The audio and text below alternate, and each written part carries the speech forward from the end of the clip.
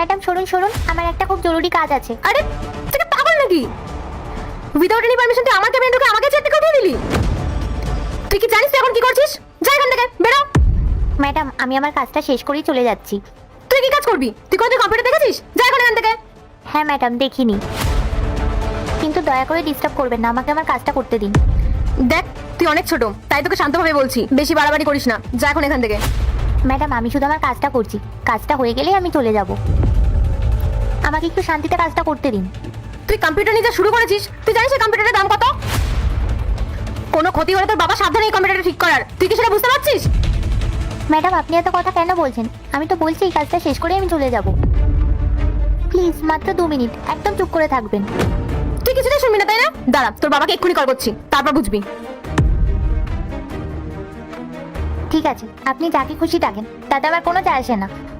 Hello Gopal, হ্যাঁ তুমি এক্ষুনি আমার কেবিনে আসো। হ্যাঁ ম্যাম আসছি। ম্যাম আপনি আমায় ডেকেছিলেন? গোপাল দেখো তোমার মেয়েকে, ওর মধ্যে সামান্য ম্যানেজটুকুও নেই। ও আমার কেবিনে ঢুকে আমাকে আমার চেয়ার থেকে সরিয়ে দিয়েছে।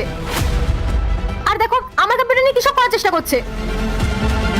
ঋতিকা তুই এটা কি করছিস? আমি তোকে পড়ার টেবিলে পড়তে দিয়ে এসেছিলাম, তা না করে তুই এখানে এসে সব কি করছিস? চল আমার সাথে। বাবা প্লিজ আমাকে মাত্র 2 মিনিট সময় দাও।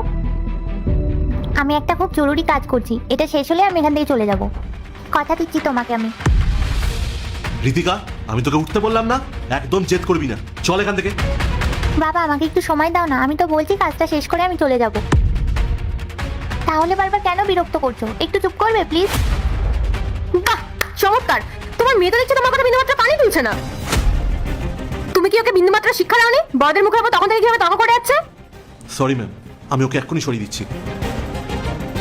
পার্ট 2 দেখতে চাইলে কমেন্টে একবার পার্ট 2 লিখে বাবাকে ভালোবাসলে লাইক করবেন, মাকে ভালোবাসলে সাবস্ক্রাইব করবেন। আর আপনি যদি বাবা মা দুজনকেই ভালোবেসে থাকেন তাহলে লাইক সাবস্ক্রাইব করে আমাদের পাশে থাকবেন।